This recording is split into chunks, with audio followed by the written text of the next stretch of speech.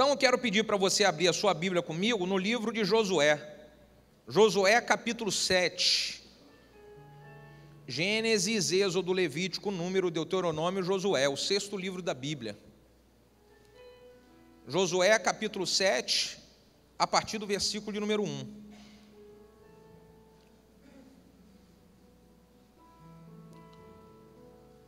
Josué 7, a partir do versículo de número 1. Se você quiser, pode acompanhar no telão também. A Bíblia diz assim: E prevaricaram os filhos de Israel no anátema, porque Acã, filho de Carmi, filho de Zabdi, filho de Zera, da tribo de Judá, tomou do anátema, e a ira do Senhor se acendeu contra os filhos de Israel.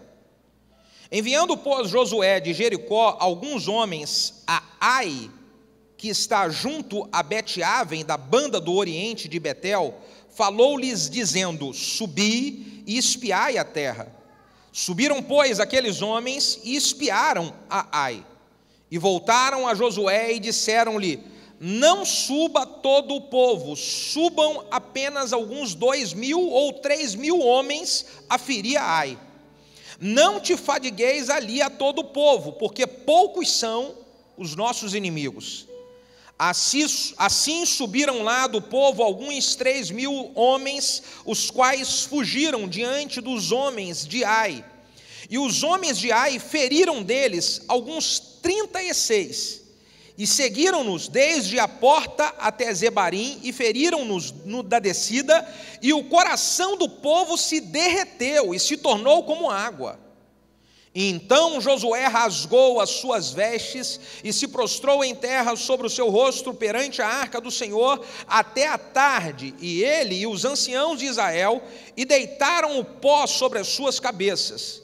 E disse Josué: Ah, Senhor Jeová, por que com feito fizeste passar a este povo o Jordão, para nos dares nas mãos dos amorreus, para nos fazerem perecer assim, Senhor? Tomara que nos contentaríamos de ficar lá do outro lado, além do Jordão. Ah, Senhor, o que eu direi, pois? Israel virou as costas diante dos teus inimigos? Ouvindo isso, os cananeus e todos os moradores da terra nos cercarão e desarraigarão o nosso nome da terra. E então, o que farás ao teu grande nome? Então disse o Senhor a Josué: Levanta-te. Por que tu estás prostrado assim sobre o teu rosto? Israel pecou e transgrediram no meu concerto que eu lhe tinha ordenado, e até tomaram do anátema, e também furtaram, e também mentiram, e até debaixo da sua bagagem o puseram. Pelo que os filhos de Israel não puseram subsistir perante os seus inimigos, viraram as costas diante dos seus inimigos, porquanto estão amaldiçoados. Não serei mais convosco, senão desraigardes o anátema que está no meio de vós. Levanta-te, santifica o povo, e diga: santificai-vos para amanhã, porque assim diz o Senhor, o Deus de Israel: anátema há no meio de vós, Israel diante dos vossos inimigos, não podereis suster-vos, até que tireis o anátema do meio de vós. Bota a mão na sua cabeça assim e fala: ai, ai, ai. Vamos orar juntos? Por favor, vamos orar. Pai de infinito amor, graça e misericórdia, nós entregamos esse momento nas suas mãos. É um momento da sua palavra, e nós precisamos ouvir a tua voz. Por isso traz entendimento, compreensão, revelação, resposta para os teus filhos que estão aqui nessa noite pedindo uma direção. Usa a minha vida e faz com que eu seja um canal, simplesmente um canal em tuas mãos, a transmitir a sua palavra, de modo que o seu nome, somente o seu nome seja glorificado. Oramos como igreja, e no nome de Jesus, se você concorda, diga amém. Aproveita o embalo e diga glória a Deus. O título que eu dei a essa mensagem é: Consertando hoje para viver maravilhas amanhã. Consertando hoje para experimentar maravilhas amanhã. Irmãos, normalmente o problema que nós estamos enfrentando hoje Normalmente, o problema que uma pessoa está enfrentando hoje é consequência de erros que essa pessoa cometeu no passado. Normalmente, os problemas que uma pessoa enfrenta no seu tempo presente faz parte de consequências de decisões erradas, atitudes erradas no passado. Deus perdoa os nossos pecados. Deus é um Deus misericordioso. Ele perdoa as nossas falhas e os nossos erros. Só que as consequências dos nossos erros não tem como a gente não pagar. A consequência dos nossos erros fazem parte. Deus, Ele manifesta misericórdia e nos perdoa. Mas a consequência, ela é inevitável. O texto que nós acabamos de ler conta a história de Josué com um exército de Israel perdendo uma batalha que tinha tudo para ser ganha. A batalha que eles estão enfrentando era contra uma cidade bem pequena chamada Ai, com um exército fraco e pequeno. Eles já tinham vencido algumas batalhas com exércitos muito mais numerosos e muito mais fortes. E aí eles vão lutar contra essa cidade pequena, tinham tudo para vencer, mas em função do erro de uma pessoa dentro do exército de Israel, de uma pessoa no arraial de Israel, chamado Acã, eles perderam uma batalha que tinha tudo para ser ganha. Por causa do erro de um exército inteiro sofre a consequência do preço, de pagar o preço. Irmãos, o meu maior temor de cometer erro é que eu sei que algumas pessoas pagam preço junto comigo. O meu maior temor de não fazer coisa errada é porque eu sei que se eu fizer alguma coisa errada, a minha família, pessoas que eu amo, pagam preço. Eu preciso que você esteja atento a pensar a mesma coisa. O erro de um erro seu pode fazer a sua família toda pagar preço. O erro de um faz uma geração inteira sofrer, chorar, sentir dor. Foi o que aconteceu aqui com Israel.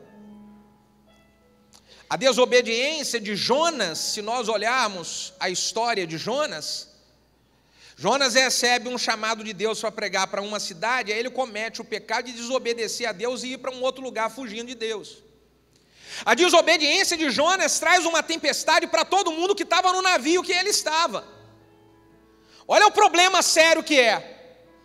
Eu estar em desobediência a Deus, a minha família toda, todo mundo que está no barco pode pagar o preço. É um perigo isso, gente. Isso é um perigo muito grande. Eu vejo que aqui diante dessa derrota de Israel, Deus fala com Josué, dando algumas orientações para ele consertar o que estava errado, porque Josué vai diante de Deus fazer aquela oração meio que de lamentação. Deus, por que o Senhor nos tirou, da onde o Senhor nos tirou para poder sofrer aqui do inimigo? Quantas pessoas que estão fazendo oração, Deus, por que o Senhor permitiu isso acontecer comigo? Oh Deus, por que está dando tudo errado? Oh Deus, e aí o que Deus falou para Josué? Josué, levanta, não tem nada a ver comigo, tem a ver com alguém que cometeu o erro no meio do arraial. Então eu preciso olhar se de repente o que eu estou passando de luta agora não tem nada a ver com Deus, nem com o inimigo, é uma consequência de um erro que eu cometi lá atrás, que eu cometi no ano passado, que eu cometi na semana passada. Eu preciso avaliar isso. Quando Deus fala para Josué que ele precisaria estar mudando aquilo que aconteceu no meio do povo, Deus fala, olha, mudai isso porque eu vou fazer maravilhas no meio do povo amanhã.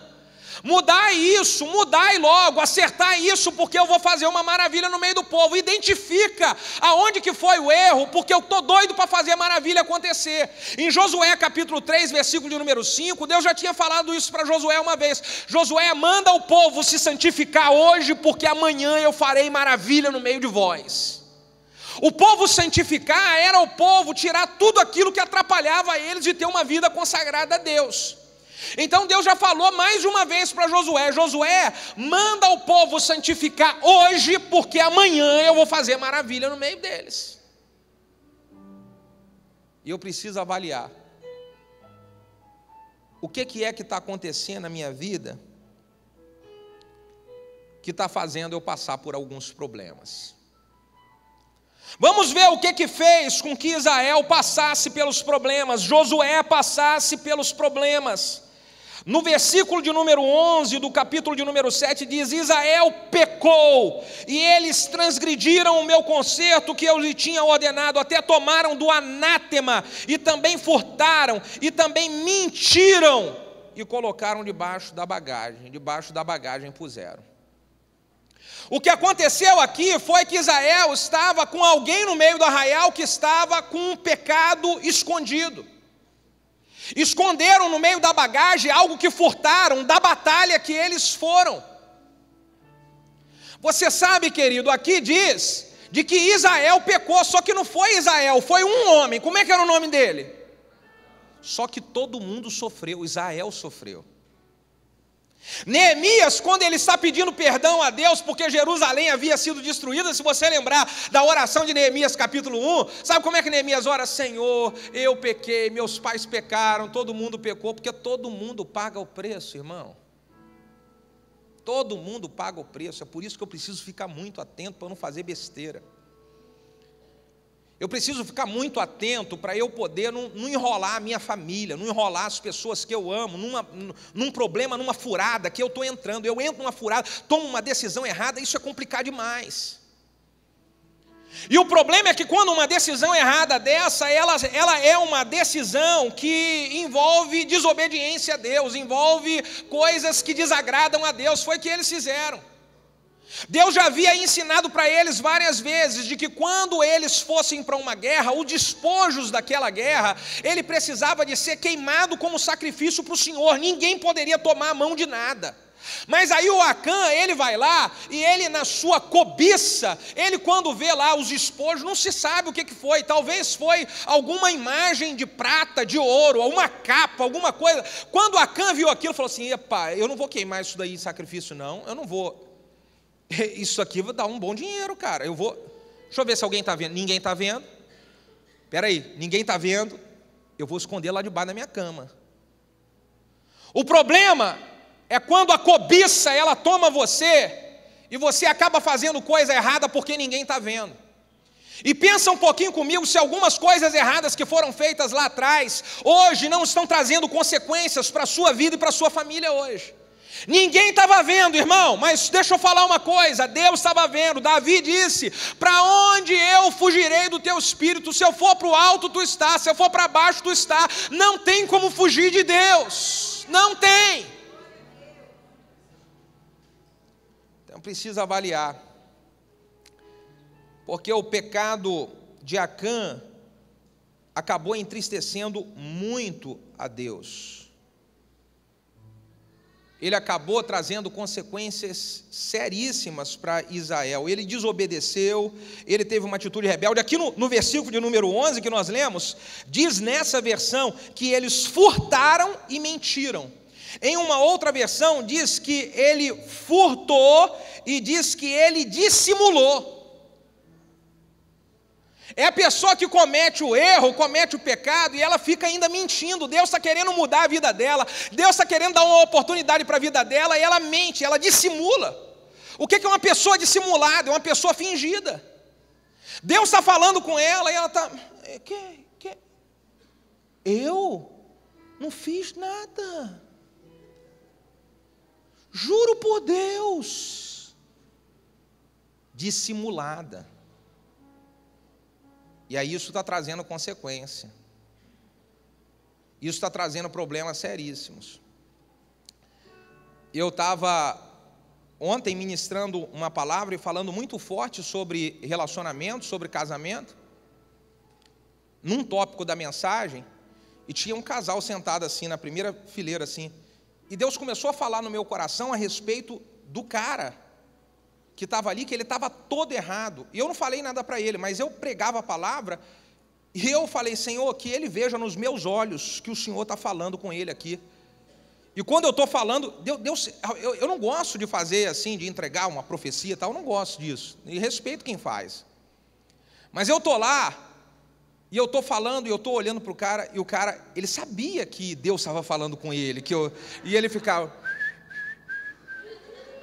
dissimulado.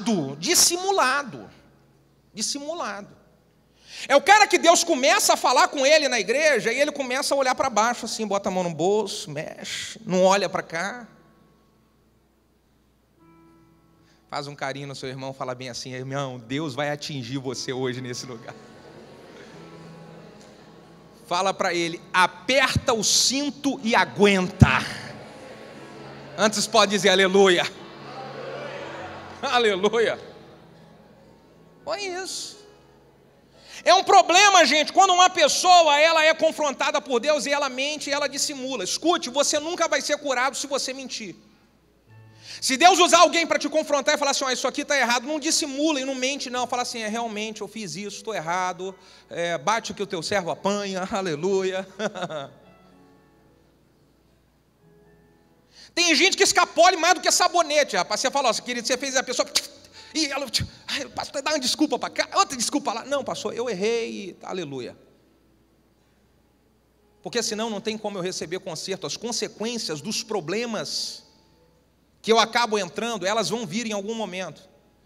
Em algum momento vai vir o fruto da desobediência a Deus. Ele nasce, gente. Escute, ele nasce. E eu não quero pagar um preço como esse. O segundo problema que eu vejo aqui, olha só, que acontece com Israel, versículo número 3 diz assim: e voltaram Josué e disseram, Josué disse para todo o povo, na hora da batalha, não suba, aliás, disseram para Josué, não suba todo o povo, subam alguns 2.000 ou 3.000 homens a ferir a Ai, e não te fadigueis ali, todo o povo, porque poucos são os inimigos. Normalmente, uma pessoa que ela começa a fazer coisa meio que errada, ela começa a entrar no meio que numa atitude meio que orgulhosa. Israel, quando foram 2 ou 3 mil, foram alguns homens que viraram para Josué e falaram: manda só 2 ou 3 mil. Não foi Josué que falou. E é possível que dentro desses homens Acã estava ali: vamos lá, irmão, vamos lá que a gente vai derrotar esses caras todinho, vamos quebrar eles. Precisa mandar muita gente não, a gente está mandando, já destruímos um monte, ó. Só que esse cara, orgulhoso demais, era o cara que estava com pecado escondido debaixo da sua bagagem em casa. Eu fico muito atento com alguém que fala que está quebrando tudo. Não, pastor, porque vamos lá, porque está quebrando tudo, que eu vou fazer, que eu arrebento a boca do balão e tal. Opa, deixa eu ficar de olho aqui nisso aqui. Porque quem quebra tudo mesmo é humilde. Quem está arrebentando a boca do balão e vencendo tudo, ele sabe que o segredo é Deus fazer, é Deus agir. Ele obedece à direção de Deus, ele segue o conselho de Deus. Você está entendendo? Eu fico muito preocupado quando eu vejo uma pessoa espiritual demais, irmão, e eu quero te dizer para você também ficar preocupado. Uma pessoa que é espiritual demais, aleluia, me preocupa. Isso é religiosidade, não é espiritualidade. O que eu vejo aqui é que esses caras estavam orgulhosos demais. Não, nós vamos quebrar tudo. Muitos ficam soberbos quando começam a ter alguma experiência de vitória, e isso é perigoso. E isso é perigoso, foi o que eles fizeram, eles quando Josué assumiu o povo, eles estavam em grandes desafios, o povo nem se conectava com Josué direito. Aí Josué consegue conquistar o coração deles, leva eles para a batalha, a graça de Deus se manifesta, eles vencem aqui, vencem ali, agora escondem um pecado ali debaixo da sua bagagem e se mantêm como se fossem os fera do negócio. Isso é um perigo. Olha outro problema deles aqui. O versículo 4: assim subiram lá do povo alguns 3.000 homens, os quais fugiram diante dos homens de Ai. Ora, isso aqui é algo muito importante para eu ficar atento. Quando eles estavam na batalha, que eles viram, os homens de Ai feriram 36 homens só. E eles eram uma multidão. Quando feriram 36, ao invés deles pedirem ajuda para o outro exército, eles preferiram fugir, fugiram com o coração derretido. Normalmente uma pessoa orgulhosa, quando ela começa a perder, ela, por causa do seu orgulho, ela não tem coragem de pedir ajuda. Ela não pede ajuda.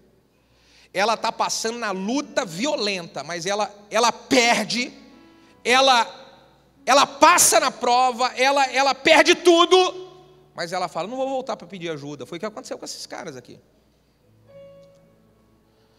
Assim subiram lá do povo 3.000, versículo 5, e os homens que feriram a Ai, eram alguns 36, seguiram desde a porta até Sebraim, feriram-no na descida, e o coração do povo se derreteu e se tornou como água. Eles começaram a entrar em desânimo total. O perigo de uma pessoa que ela entra em desobediência a Deus, esconde a desobediência, esconde o pecado, entra no orgulho, não pede ajuda, é que logo, logo ela vai entrar no desânimo, irmão. Logo, logo, uma pessoa que ela não pede ajuda, ela entra no desânimo, diz que o coração deles se derreteu. Ora que a batalha não era tão dura assim, a batalha não era tão complicada assim, era só eles pedirem ajuda, mas eles não pediram, e aí ficaram completamente desanimados. A ponto que o desânimo deles contaminou até Josué. A ponto que o desânimo deles deixou Josué até num estágio de oração que murmura, de oração que questiona. Eu preciso ficar muito atento para que esse desânimo que eu estou sentindo não seja o fruto de uma atitude orgulhosa que eu tive. Talvez o desânimo que você está sentindo é porque em algum momento você escondeu alguma coisa que você deveria de ter pedido ajuda.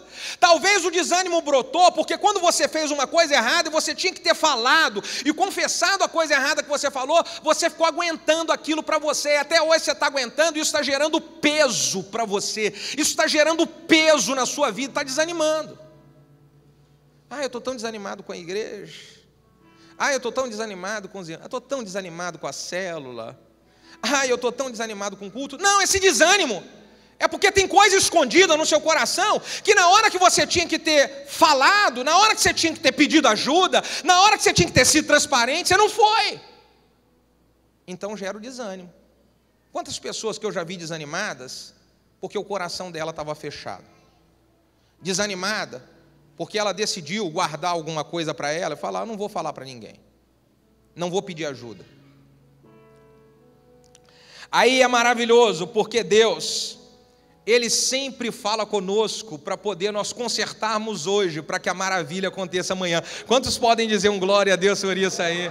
Ele fala conosco e nos dá a oportunidade de consertar hoje para viver a maravilha amanhã. Quando Josué está orando, falando, Deus, por que isso tudo está acontecendo? Deus, por que o Senhor permitiu isso acontecer? E Deus começa a falar com ele, para ele consertar as coisas. Eu posso falar? Agora começa a mensagem.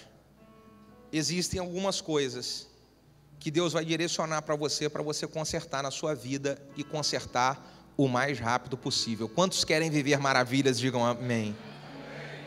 Para você viver a maravilha amanhã, você vai ter que consertar algumas coisas e consertar o mais rápido possível.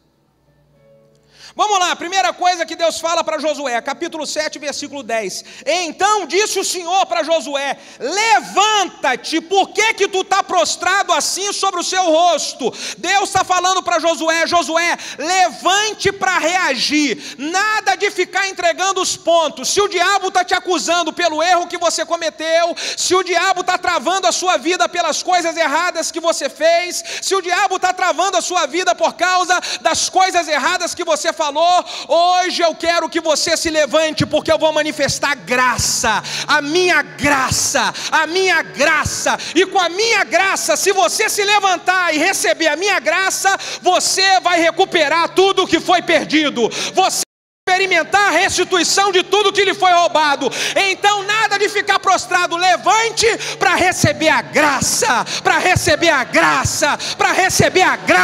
aleluia. Aleluia! Porque é a graça de Deus que nos envolve com um favor que nós não tínhamos como ter.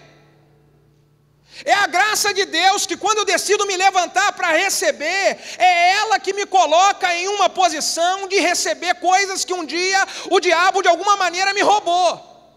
Mas eu preciso me levantar, porque tem gente que está prostrada ainda. Você está prostrado, o diabo está acusando você todos os dias, você fez errado, você fez errado, você fez errado. Eu só falei aqui do erro para poder você identificar o erro, não cometer mais o erro e você receber a graça de Deus que vai apagar esse erro e te dar força para superar as consequências, para vencer os desafios, para recuperar o que um dia foi perdido. Aleluia! Eu vou recuperar o que foi perdido. Levanta, Josué, por que você está assim prostrado? Vai ver lá onde você errou e eu vou te dar força para você consertar. Vai ver aonde que está o erro em Israel, porque eu vou te dar sabedoria para você saber como você vai lidar com isso. Você está entendendo? Só que Deus só vai dar para você força e sabedoria se você decidir que você vai se levantar e você vai lutar. Se você decidir que você vai levantar e você vai vencer esse desafio. Prostrado, reclamando, prostrado, sendo pisado pelo inimigo, você não resolve nada. É preciso levantar. A segunda direção aqui, o versículo de número 13 diz: levanta-te e santifica o povo, e diga: santificai-vos para amanhã, porque assim diz o Senhor Deus de Israel: anátema há no meio de vós. Deus estava falando: olha, vai lá, avalie o que é que está errado no meio do povo, santifica o povo, porque chegou o tempo de eu manifestar a minha graça, para que as maravilhas aconteçam. Santifica o povo. E aí o que é importante aqui eu fazer? Ao invés de eu ficar murmurando, escute só, eu preciso buscar consagrar a minha vida a Deus. Você está passando por um aperto, escute só o que eu vou dizer, você está passando por um aperto violento, uma luta violenta por causa de alguns erros que você cometeu no passado. Nessa hora, para Deus manifestar a maravilha, experimenta tirar alguns dias para você jejuar e se consagrar a Deus. Experimenta tirar alguns dias nessa semana e falar bem assim: eu vou me santificar, eu vou jejuar, eu vou consagrar a minha vida. Está vendo? Tem gente que estava precisando de uma resposta, e a resposta que Deus está dando para você é: separe essa semana e vai jejuar por causa disso, vai jejuar por essa situação, vai jejuar para Deus poder manifestar o favor dele na sua vida, vai jejuar para você santificar e receber unção. Quando nós santificamos, a unção de Deus desce, e quando a unção de Deus desce, o jugo é despedaçado, a unção quebra, despedaça o jugo, você está entendendo? E eu quero manifestar nessa hora uma palavra de que unção de Deus está descendo nesse lugar, unção de Deus vai vir na sua vida essa semana vai ser uma semana de unção dobrada, de unção dobrada, de unção dobrada para você, aleluia!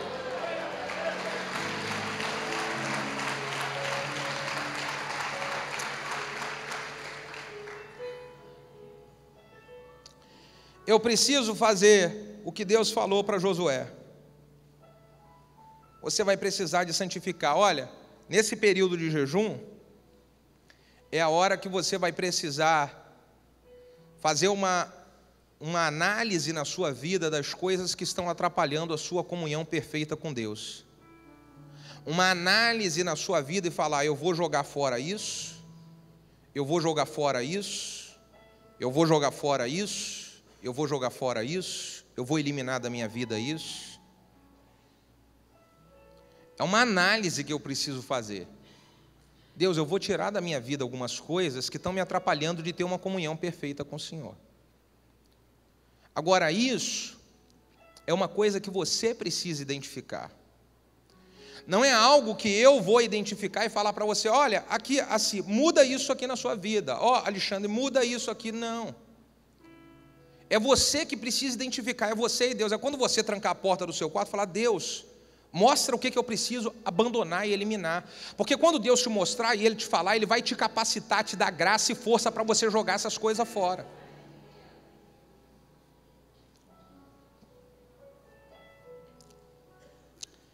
Olha aqui a outra dica.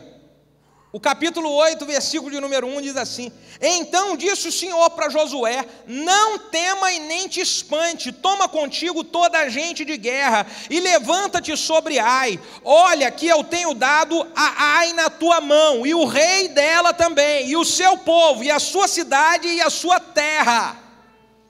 Deus estava falando para Josué: você vai pegar agora e vai levantar todos os homens de guerra. Você precisa levantar como aquilo que eu te ungi, Josué. Deus ungiu Josué como o quê? Como um grande guerreiro. Escute, você precisa nessa semana que você vai santificar e receber a porção dobrada da unção, você vai precisar de levantar com uma unção de guerreiro, com uma unção de guerreira. A unção de guerreiro é que vai fazer você ir com tudo para cima do inimigo, é que você vai fazer você ir com tudo para você poder vencer a batalha, é que vai fazer você ir com tudo para poder romper com as barreiras. Você está entendendo? A unção de guerreiro faz eu levantar com coragem e botar a mão para resolver aquilo que eu estava com medo de botar a mão para resolver. Porque existem algumas coisas na sua vida que ainda não se ajustaram. Escute, é uma outra resposta de Deus para alguém que está aqui. Existem algumas coisas na sua vida que ainda não se ajustaram porque você não se levantou como guerreiro para dizer: essa semana eu vou resolver essa parada, essa semana eu vou lá resolver aquele negócio. Você não se levantou. E por que você não se levantou? Porque você está com medo, porque você está preocupado. O diabo está gelando o seu coração. E você fica assim: ai meu Deus, vou ou não vou, vou ou não vou. Eu estou dando uma direção de Deus para você. Santifica-te nos primeiros 2 dias nessa semana. Levante para reagir. Vai com a unção de guerreiro e Deus vai manifestar favor na sua vida. Ele vai entregar essa vitória nas suas mãos. Deus falou para Josué: vou entregar o rei de Ai, vou entregar os guerreiros de Ai, vou entregar a cidade de Ai. Vai lá porque você vai sair vencedor. Eu preciso dizer para alguém que está aqui: essa semana levanta e vai lá porque você vai sair vencedor. Levanta e vai lá porque você vai sair vencedora. Levanta e vai lá, e vai lá, e vai lá. Por favor, dá uma balançadinha no seu vizinho que está do seu lado e fala bem assim: você está entendendo ou precisa ser mais claro? Agora, para completar, fala para ele assim: levanta e vai lá. Você já sabe aonde, né? Você já sabe aonde, né? Você já sabe o que você tem que fazer, né? É isso mesmo que você está pensando. Nossa, eu estou tão preocupado, com tanto medo, eu estou adiando tanto de resolver isso. Chegou, acabou o tempo de adiar, chegou a hora de resolver. Chegou a hora de resolver. Chegou o momento de resolver. Você está entendendo isso? É acertar hoje para viver as maravilhas amanhã. É decidir que eu vou lutar para poder tomar de volta tudo aquilo que o inimigo roubou de mim. Se tem alguém entendendo isso aqui, poderia dar um glória a Deus. Eu vou lá e eu vou trazer de volta tudo que o diabo roubou. Eu vou lá e eu vou como guerreiro trazer de volta o que ele tirou de mim. Eu vou lá e vou recuperar. Eu vou lá e vou trazer novamente. Eu vou lá. Você está entendendo? Eu vou lá.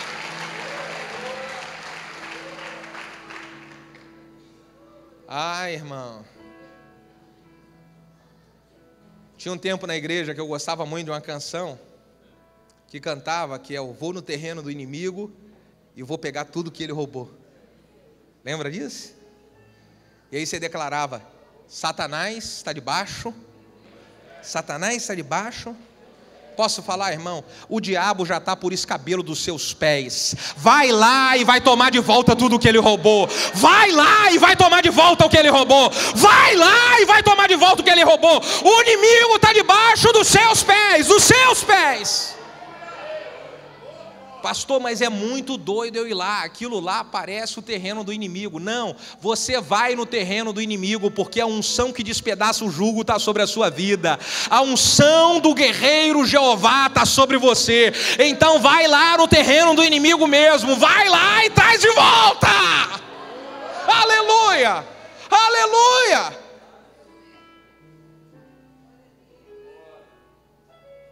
Tem gente que você ama. Tem gente da sua família.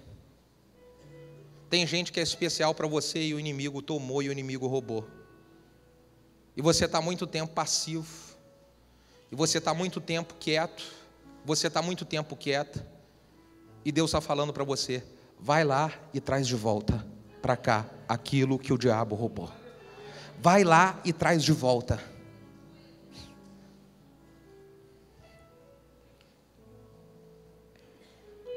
O versículo de número 2 diz assim: fará, pois, a Ai e ao seu rei, como fizeste a Jericó e ao seu rei, salvo que para vos saqueares os seus despojos, o seu gado, põe em emboscada a cidade por detrás dela.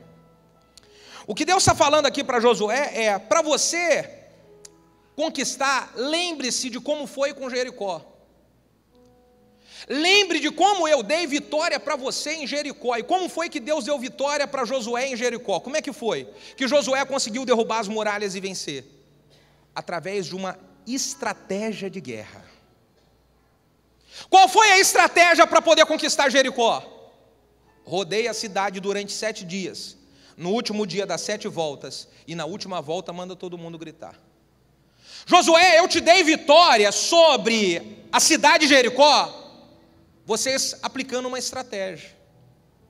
Josué, para você ter vitória sobre a cidade Ai, lembra do que aconteceu em Jericó, e ele fala aqui: olha, você vai preparar uma emboscada por trás, você vai ganhar eles, mas você vai ganhar eles na estratégia. Escute uma coisa: você já se levantou, você vai se santificar, a unção de guerreiro vai sobre você. Agora, nesses próximos 2 dias, escreve no papel qual é a estratégia, qual é o plano. Você vai por trás, você vai pelo lado, você vai mansinho, você vai conversando, você vai dar um presente. O que você vai fazer? Vai bolar uma estratégia. Você está entendendo, irmão?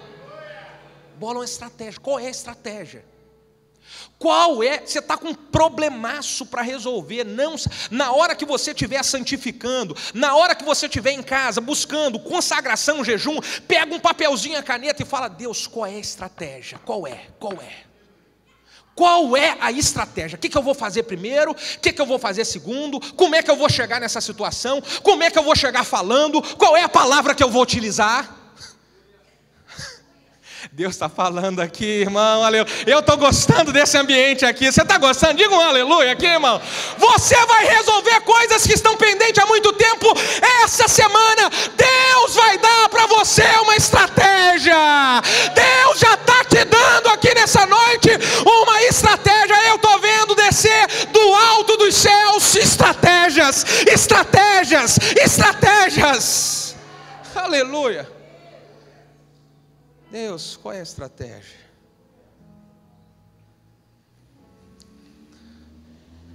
Deus fez Josué lembrar de como ele venceu Jericó aplicando uma estratégia.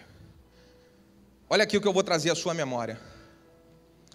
Você já venceu batalhas semelhantes a essa que você está enfrentando agora?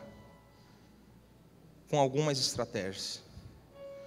Você já conseguiu superar desafios semelhantes a esse, aplicando uma estratégia, uma ideia que Deus te deu. Aperfeiçoa essa estratégia, ajusta alguns detalhes e vai para dentro, porque a vitória já é sua em nome de Jesus.